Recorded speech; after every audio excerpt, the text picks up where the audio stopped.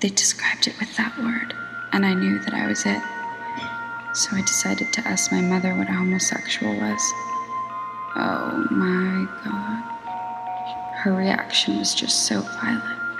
It really scared me. She screamed, "Where did you hear that word?" My mother would look at me strangely. It was like a wall had dropped and that I was now some kind of freak thing that was not supposed to have happened. I will get over this sickness.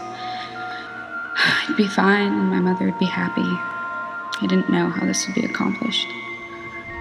The doctor put me on a diet of 2 green salads a day and certain vegetables. Whisked off to Kings County.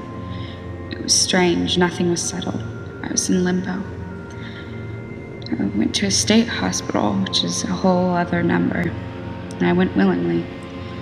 I thought, well, okay, this way I'll get intensive therapy, which is, of course, in retrospect, really funny because I saw a doctor only a few times after 4 years.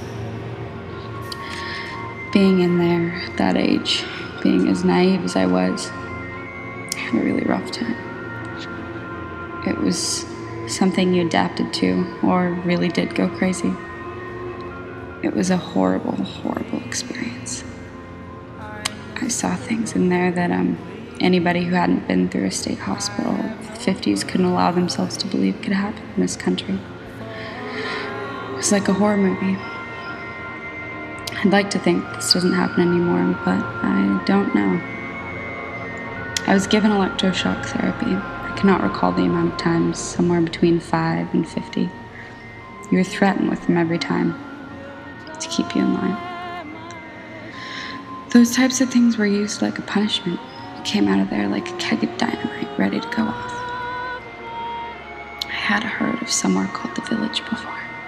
Not very much, but in the Village is where the homosexuals were. So I left and went to, live like how they live, because there was no other choice.